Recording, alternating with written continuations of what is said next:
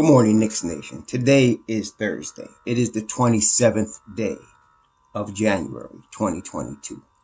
I hope that you are healthy today and COVID free. And I hope that your family is also healthy and COVID free.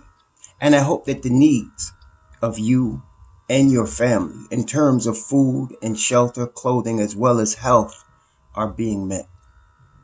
Blessings upon those that work in the healthcare field, trying to save lives with those that are the first responders every day.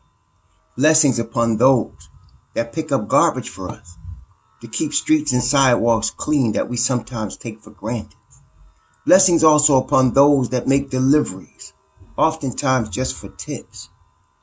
Double blessings on the people that are trying to help deliver, rescue, and recover boys and girls, men and women and children and teenagers who are victims of child molestation and pedophilia, victims of human trafficking and sex slavery, victims of prostitution and child prostitution, victims of pornography and child pornography, and double curses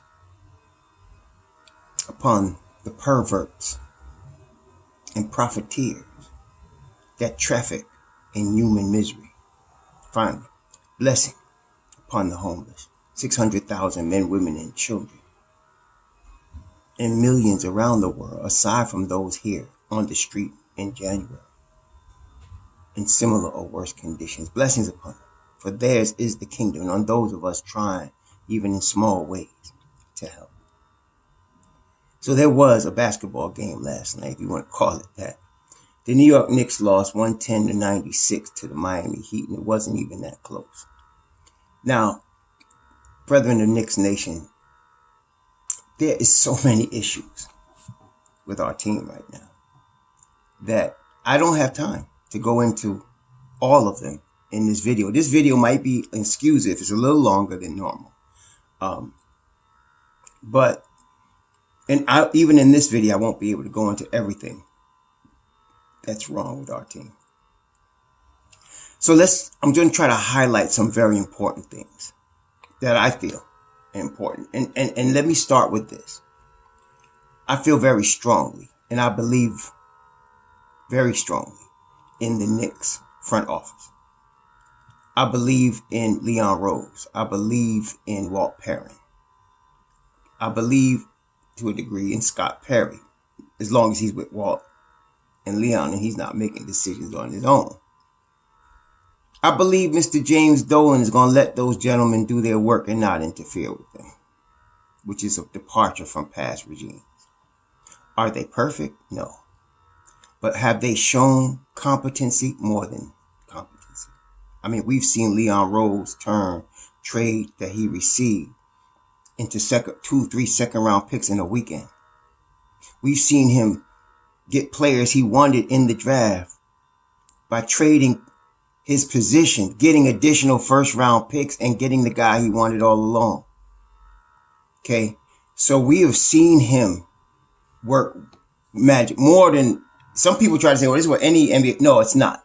If you're trying to claim to me that the things Leon Rose has been doing since he has been the president of the Knicks are what any president would do, you obviously don't follow NBA basketball. And you definitely don't know nothing about the Knicks.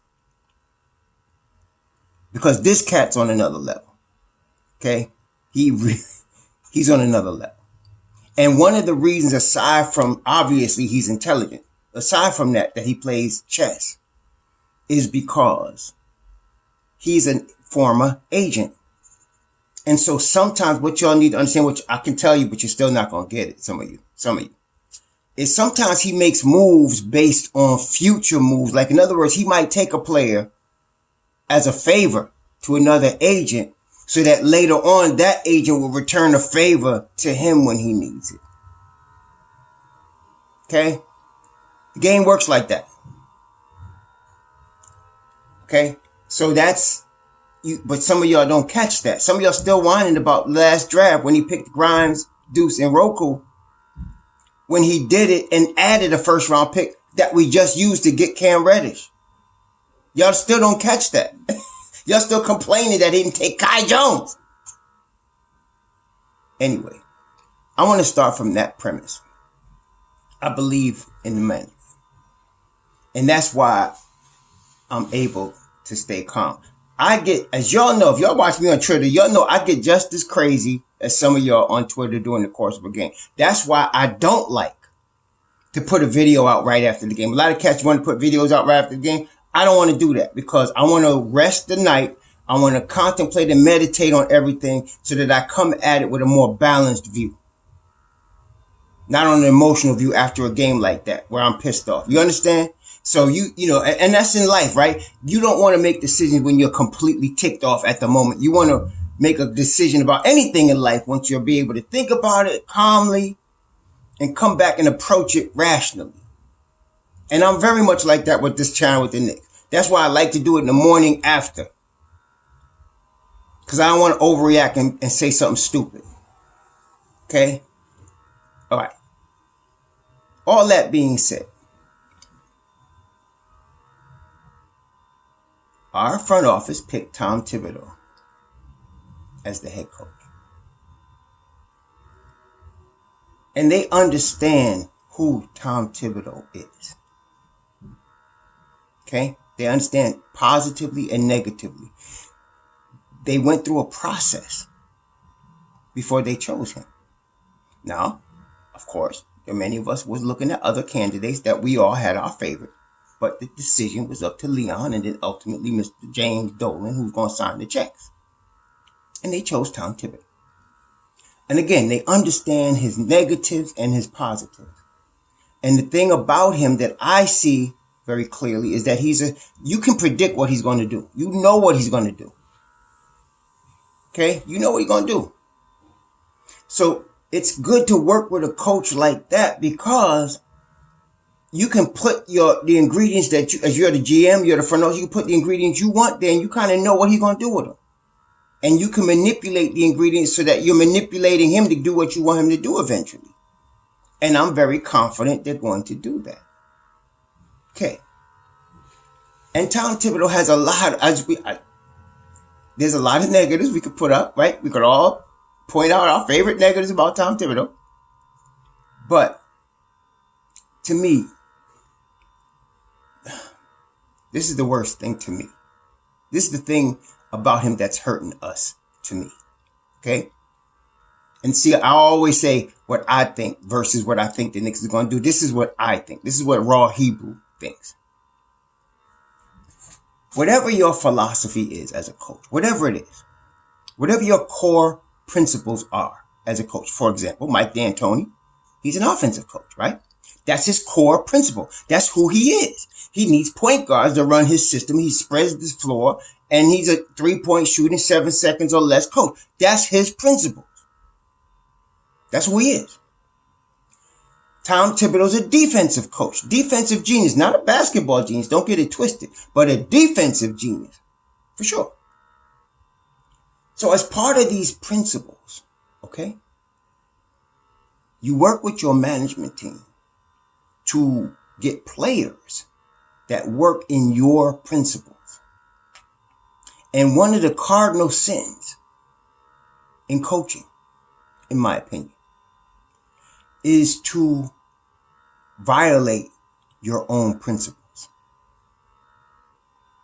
One of the things to me that made David Fizdale a terrible coach is that he claimed everybody was going to earn their minutes, if you recall. And he kept putting certain players on the floor that obviously were playing badly and did not earn minutes. He went against what he was saying. So why do I mention that? Let's look at Eric Spoelstra, for example. Eric Spoelstra believes in defense first, rebounding second, shooting third. So if you cannot play defense, you will not be able to play for Eric Spoelstra. There is no exceptions to this. So it doesn't matter if you got a G League guy like they had last night on the floor, a journeyman like they had PJ Tucker on the floor, or an all-star MVP candidate in Bam Adebayo on the floor. You have to play defense or you won't play. That's his core. Okay? And you have to, with that, show a high degree of effort on every play, or you won't play. There's been a number of players that have come through Miami that were talented, that didn't make it because they didn't follow those principles. They could not. No matter how talented they weren't going to stay because he's not going to violate his own principles. Greg Popovich, defense, ball movement, and on top of that, he stresses player movement off the ball. If you don't bring those, no matter who you are, you're not going to play. And if you bring them, no matter who you are, you're going to get a chance to play. That's how they roll. And Eric Spoelstra, for example, runs things very similar to Tom Thibodeau. The night before they played the Knicks, he ran an 8-man or a 7-man rotation. Duncan Robinson had like 6 threes.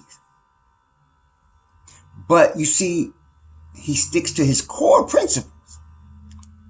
When Tom came on board, he told us, if you practice well, you'll play. And if you play well, you'll keep playing.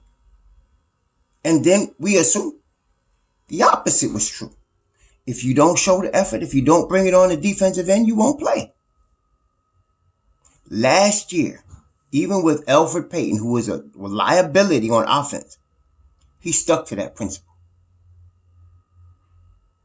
And we had the best defense in the NBA. Okay? No matter for good, for bad. And then he got Derrick Rose, and that brought us to a new level because we had a real point guard that could run with the Mitchell Robinson, run with the Nerlens Noel after Mitchell got hurt. And then we became what we became. He puts always a lot of loyalty toward veterans. We know that. Which is why, as badly as Julius Randle is playing, he's going to stick by him. He's going to stick by Julius regardless, I'm telling you. So, but the problem this year is he has violated his own core principles. He has put players out there that are not hustling and not playing defense.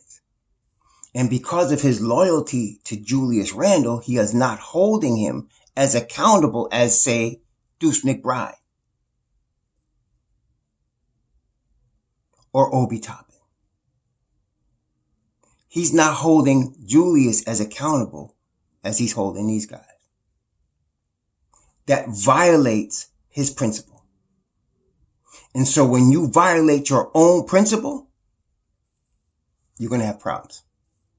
You're going to have problems. You're going to have what we're seeing. Okay?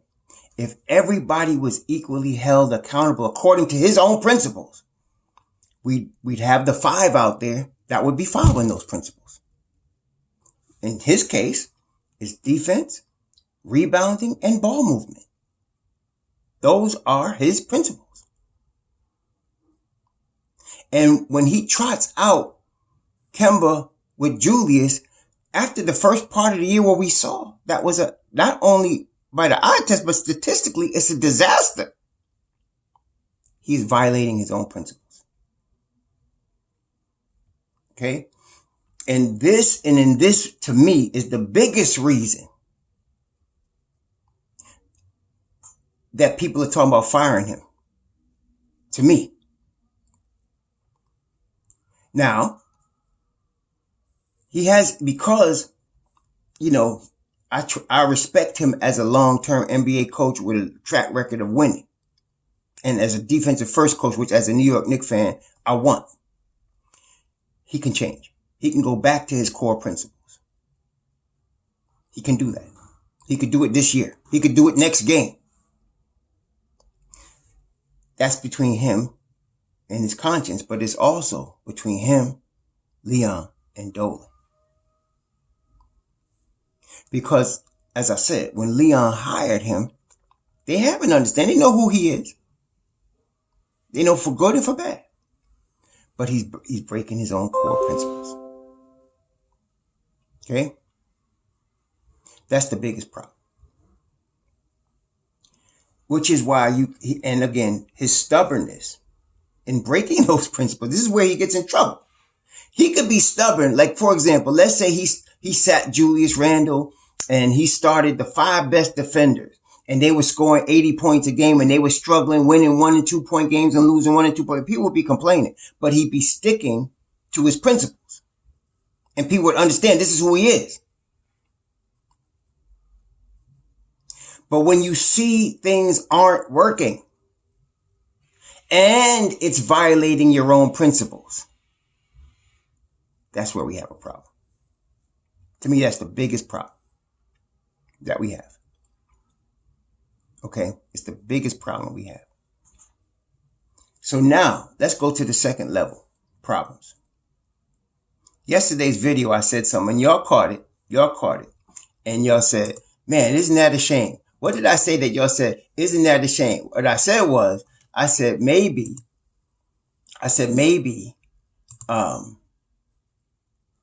Julius will come in the mental frame of mind and help us during that Miami game. Maybe he's in a good mood. Maybe he'll come mentally prepared to play. And some of you said, now, isn't that a shame? Our so-called best player, we don't know from game to game what his mental state's going to be, and that determines how the game's going to go. And you know what? You all are right. I cannot argue with that. I cannot. And that's the core problem I'm having with Julius right now.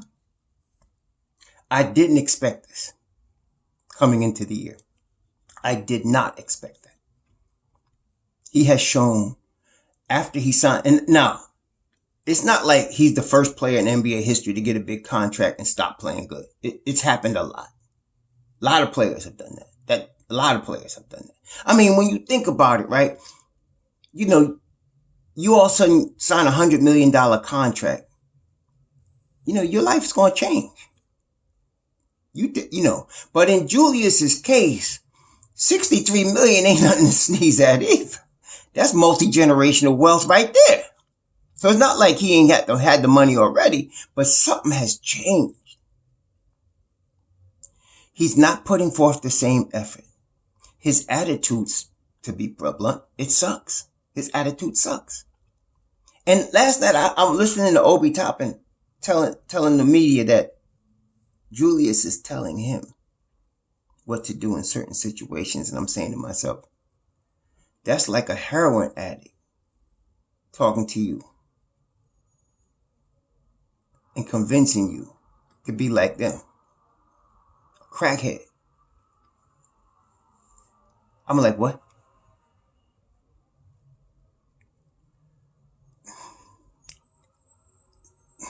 So, look, he's not putting forth the effort. He's inconsistent.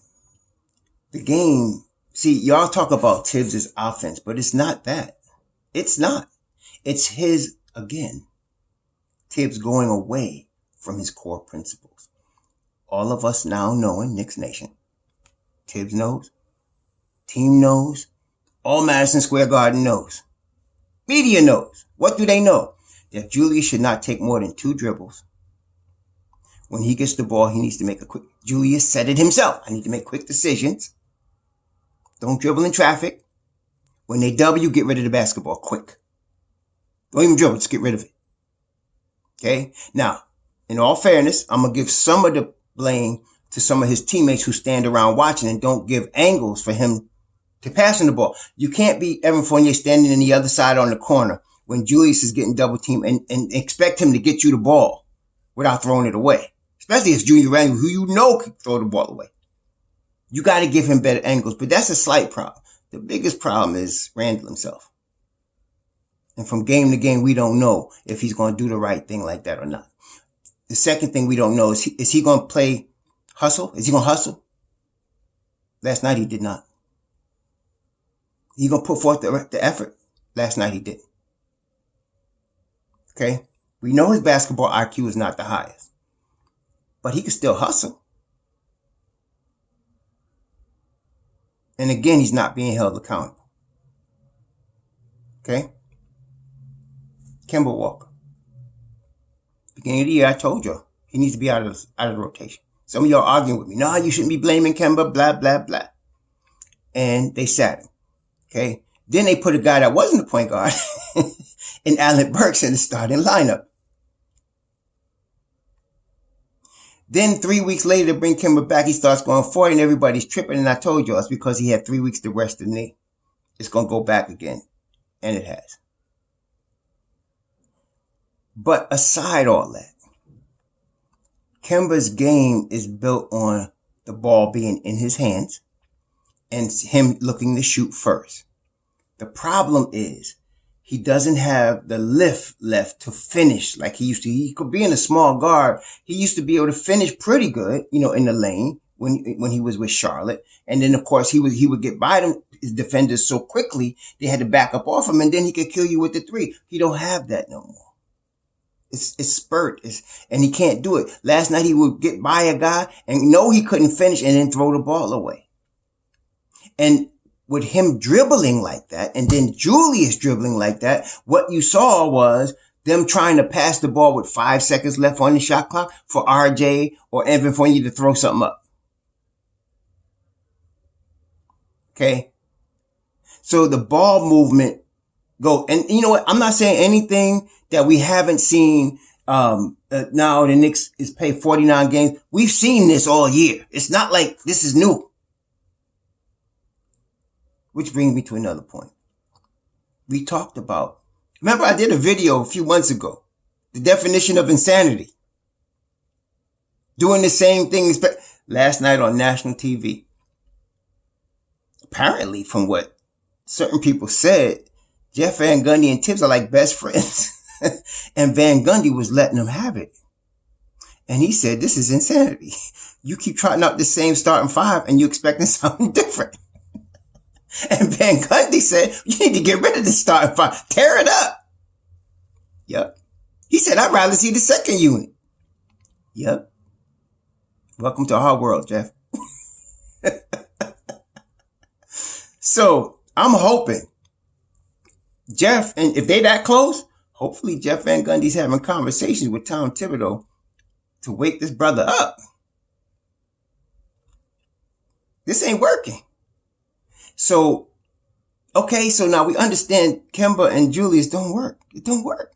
And when you put them out there where they over dribble themselves, Fournier's out. That's it.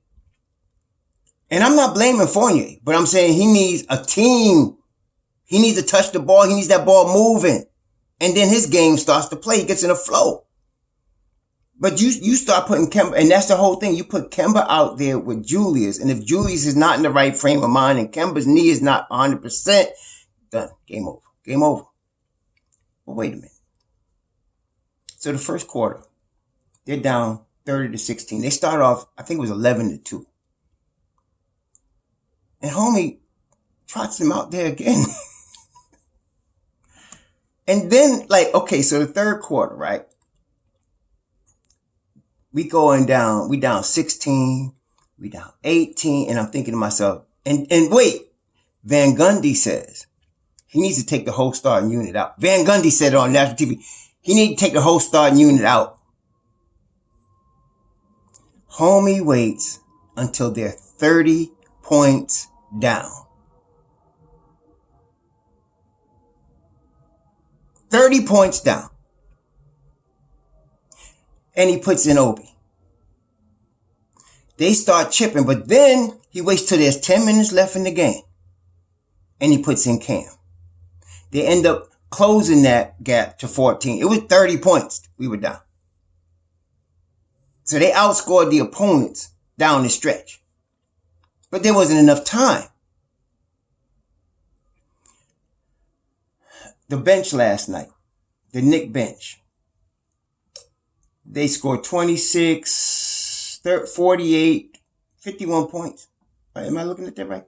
8, 20, 26, 29, 41. No, they scored 47 points last night out of the 96, more than half the points. They collected, out of the 24 assists that the team did, they had 17. So the starting unit, The starting unit scored what? What am I saying? 39 points. No. 49 points and had 7 assists. The whole starting unit. Obi scored 18 points in 21 minutes. Now, what his conference did tell me is that he's not going to complain about getting jerked by Tom Thibodeau. But Tom Thibodeau needs to stop jerking this kid around. Okay? If you're going to say you play well, then you're going to play, then Julius really should be sitting and Obi should be playing. I mean, if you're going to be fair about it. I'm not saying it's going to happen. I'm just telling you based on his principles. But he's not doing that.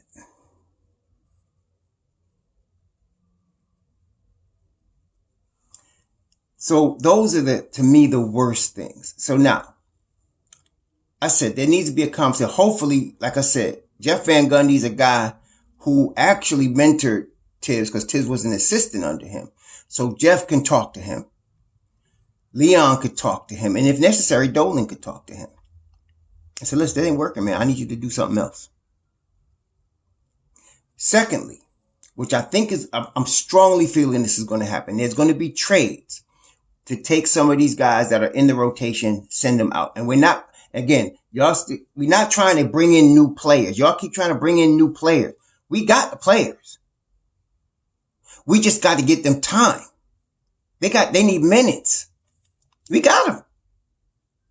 And our boy's not going to give him the minutes unless he's forced to. How's he forced to? You take away Burks. You take away Kemba. Okay? See, listen. Burks, I told y'all, he's a fourth quarter dude. He's a playoff type dude. Okay? He is. But he's not a superstar. Okay? He's not. He's a Swiss Army knife type guy. But he's not Draymond Green. Okay, I'm saying? So, but our boy uses him. Tibbs is treating his starting five like they're the Chicago Bulls with Pippen and Jordan. That's what he's doing.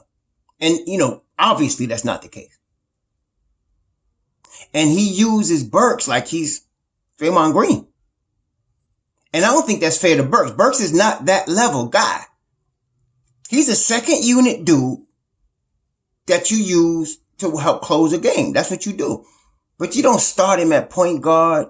You don't, put him in every opportunity you get at the expense of some players that are better than him, like Cam Reddish. So, I think they're going to trade Kemba, and I think they're going to trade Burks. If they really want to help Tom out. Get rid of those two guys. Because now, at that moment, if D Rose is not back, and I read some foolishness again, Berman he's annoying most of the time, but sometimes he's useful because sometimes like last night, I wanted to hear him ask some questions of Thibodeau. And you know what? Honestly, this is the first time I could not listen to Hall of Tom Thibodeau's post game because it was the same crap. Come on, man. How many times are you going to say, we got to get better? Yep. It's got to get better. Yep, they beat us. They're good. We got to get better.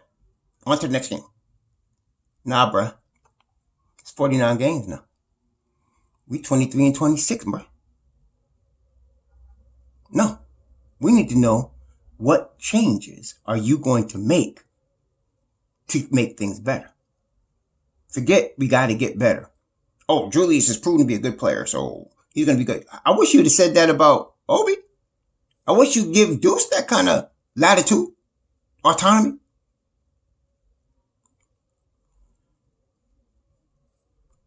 So, I couldn't listen to it again.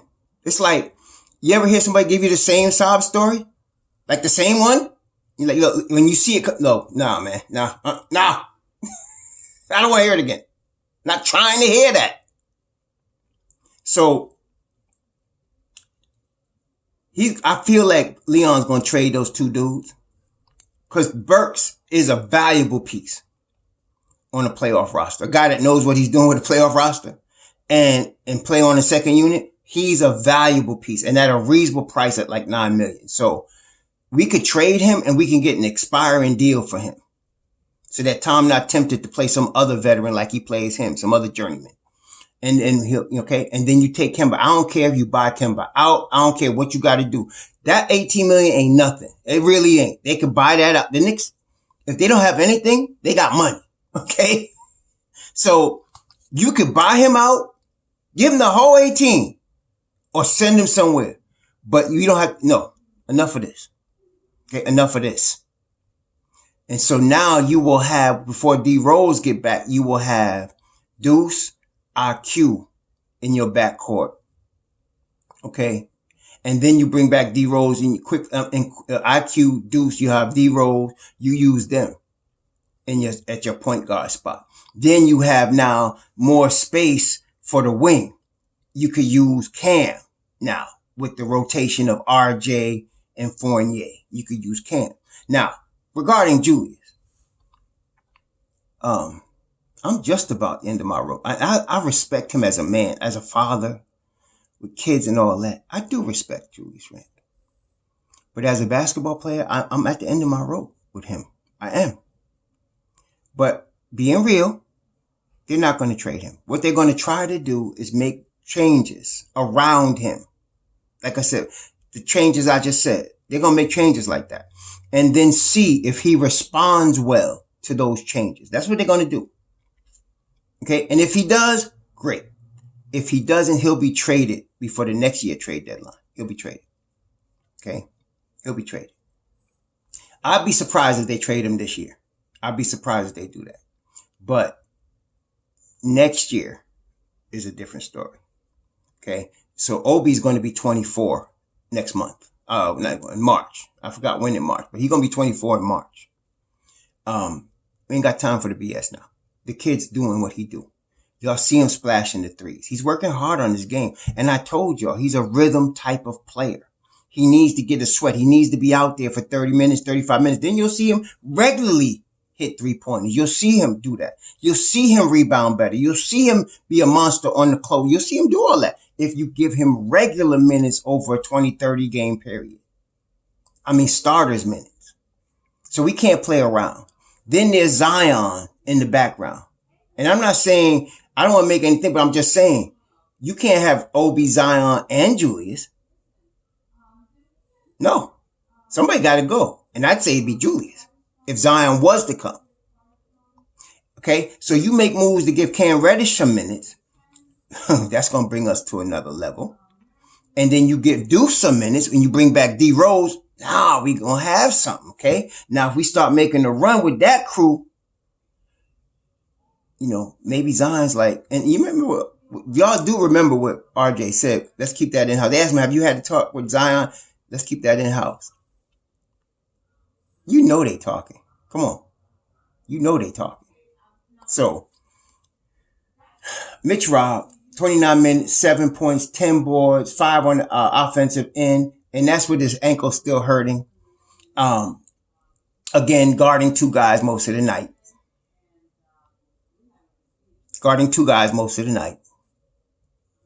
Okay.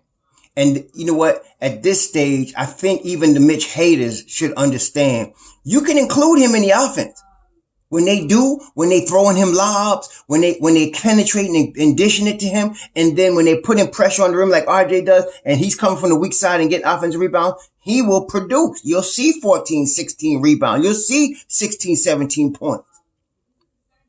But they did not make a concerted effort to include him because why? Too much dribbling. Not enough ball move. And then, of course, he's got to expend energy guarding two men on the defensive end. I was watching the game and I saw they had Taj Gibson out there. I love Taj Gibson, but he is 36 and he's a tremendous defender. And you're right. I mean, I hear you. Some of you dissing him. Don't diss Taj Gibson. He's a really good player, but I would rather see Jericho Sims get those 15. What did he get last night? Taj Gibson got 17 minutes. I'd rather see Jericho Sims get that time at this point, right? But that beside the case, I'm watching them mob deep with Taj, and I'm saying, dang, if they just put Mitch out there And that's the one good move that fool made last night. All of a sudden, I see Mitch get up, and I'm like, oh, shoot, maybe we can make a comeback. Of course, we were 30 down at the point, right? But I was like, man, if they put Mitch Rob in there with that crew, and that's when he did it. And I was like, okay, let's see what happens. So, last night we had 4 players in double figures, led by Obi Toppin's 18 and RJ 17. RJ gonna score regardless. He was getting cooked a little bit by Jimmy Butler though. They have battles, and I'm gonna tell you, you're gonna see the turning point in RJ's career the day that he destroys Jimmy Butler, which is coming. Butler is the old pro right now, and RJ's 21. Give RJ another season or 2, he gonna destroy Jimmy Butler, and when he does that, you're gonna know he's arrived. Okay, he's not gonna be grasshopper anymore. He's gonna be the master then. But anyway, so yeah, that's it for today. I mean, I'm just so disgusted. But those are the things. Tom has to return to his core principles and be fair with himself, be true to himself, which means he's going to have to, sit some guys that are not playing right. Leon has to help him out by getting rid of some guys, namely Kemba and Burks. And I'm not trying to blame them. I'm just saying you get rid of those 2 strategically. You don't replace them with guys that's going to create log jams. Some of y'all was talking about getting, I forgot who it was, but you don't want to create another log jam by getting another guy in that's going to battle with them for minutes. You want to replace them with minimum contract guys, even G League guys. Bring up Samanchik or something. You know what I mean? But don't, I want to get rid of these guys, and then the guys we have move into those positions, especially Cam and Deuce. They move up into those minutes. Okay. I like that Obi got 21 minutes and Randall got 27, even though it was just because Tom, I don't know what was going on, but I would love to see Obi get 21 minutes every game. Okay. Cause I feel like he will get you that 14, 15 points a game if you give him 21 minutes like that. And that jump is starting to fall too. Yep. And he's going to get better. Wait till he gets a mid-range. It's coming. He's got the talent. Wait till he gets a mid-range. It's going to be lights out. Okay. So, and he plays better defense than Randall, and he definitely puts forth better effort. There's no doubt about that. So we're going to see what happens. Leon has to help our boy out right here. Get rid of a couple of these rotational veterans. Somebody got to sit down and talk with Tom about changes. Hopefully Jeff Van Gundy did too.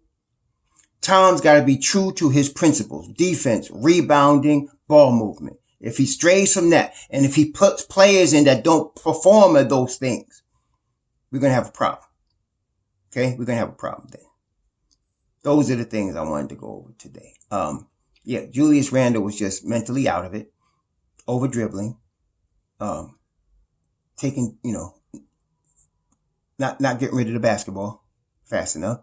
He ended up with 4 turnovers last night. But that's only because he played only 27 minutes. Another 10 minutes, he'd probably added 2 or 3 more turnovers. Okay. There's that. So next game we got to play tomorrow, Milwaukee. If he does the same thing, we're going to have the same result. Period. Somebody got to talk to him.